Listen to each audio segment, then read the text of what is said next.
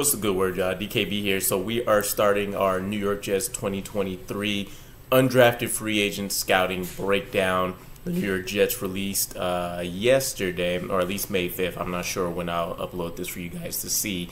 But they uploaded the entire roster for those guys that we have officially signed. Today, we're going to be starting with defensive end / edge. Prospect out of Pittsburgh, Deslin Alexandre or Alexander. Not sure which one it is. Interesting, though, that we did tap into Pittsburgh quite a bit in this draft, just as kind of an upfront note. But we're talking about a 6'4", 280-pound young man. Again, we've kind of threw age out of the window. It seems not only with this draft, but with this undrafted free agent pool as well, because Deslin's already 25 years old. He's interesting because he has a basketball background, but he had a very late start to football. He didn't play until his junior year of high school. So this is a man that has much more of an academic background and standing out in that facet than what he's done on the gridiron so far. But he was able to rack up 54 games of experience and was a two-time team captain at his time with Pittsburgh, which made a lot of sense in terms of some of those mental and leadership quality traits that Joe Douglas and Robert Saleh will look for, right? And overall, even though he went undrafted, he ranged anywhere from a 7th round pick to a priority free agent, so it's not like it's a huge curve there. But everywhere that I've checked out has said that if he can piece a couple things together, this is a starting defensive end in the NFL. Not a top tier guy unless he, breaks the mold for a guy such as himself. But definitely a guy that can go out there and provide quality plays for you with some things he can clean up. So coming off of the 2022 season, 13 tackles, 5 tackles for loss, 6 quarterback hurries, and 5.5 sacks. Really his best season was his 2019 film. Since then, it's kind of been a fall off a little bit. There's been some injuries and stuff that creeped up, like the 2022 season where he had an arm injury and then ended up skipping his bowl game. But what is he going to bring to the table? Able to fully extend and showcase his power. So this is a guy that kind of fits the typical mold of what you would like to see out of a defensive end. Nothing top tier or even necessarily above average per se, but he definitely fits some of those, I guess, statutes you can call them that the NFL will look for when it comes to things like size, length, athleticism. He is capable of setting the edge. So this is a guy that's definitely a stronger run presence than a pass rushing presence. Pass rush, he's very much so hit or miss. It's boom or bust potential, feast or famine. That's one of the areas where you definitely want to see a lot more consistency from him. But he's shown the ability to go out there and be able to provide quality run snaps. Disrupts the pocket fairly well. For him to have a late start to football, he actually already has a pretty decent array of pass rush moves.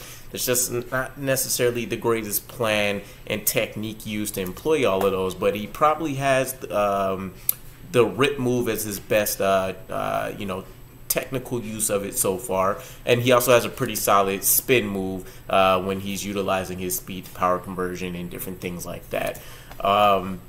He's a player that plays with a lot of physicality and urgency, so you'll see a lot on film of strong blows from his hands. Not necessarily the best grip strength, I don't think, but he goes out there and he might as well be trying to box against a bear, right? He's going to stack those hands on you pretty effectively. They tend to be pretty effective because of how much power he employs. Hand usage, we'll talk about in a bit. It's one of those things that definitely are going to, hit him on film. Will pursue until the whistle is blown. So this is one of those high effort guys, pulling off kind of like I think it was Quentin Williams at one point last season. He'll track a guy down 40 yards down the field, even though the play for him has been over. So I love to see guys like that come into the building. And as we mentioned, some things that he really needs to work on, but with the late start to football, he shows a pretty decent natural pass rush instinct. Knows when to use that rip move, knows when to use that spin move. Again, there's some things from a technique standpoint that needs to get cleaned up. So some of his opportunities, slow start to football, you see that show up when it comes to things like processing blocks, diagnosing the plays, knowing essentially how the offense is trying to beat them.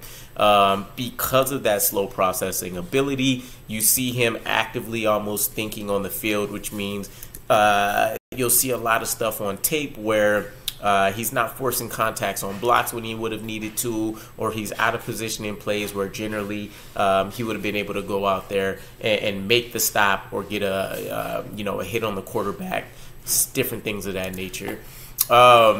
Lack of technical ability, so we mentioned it. The biggest call out for him is going to be that he does not understand how to utilize leverage whatsoever. He tends to always be upright, which leads to him opening up his chest. He kind of lunges with his shoulder a lot. Offensive linemen are going to have a field day against him because they can just wash him out of the play immediately. We talked about not the best grip string, so once he gives up that chest, he's not an immovable force. The offensive linemen are going to be able to ragdoll him or just sit on him and nullify him completely out of the play.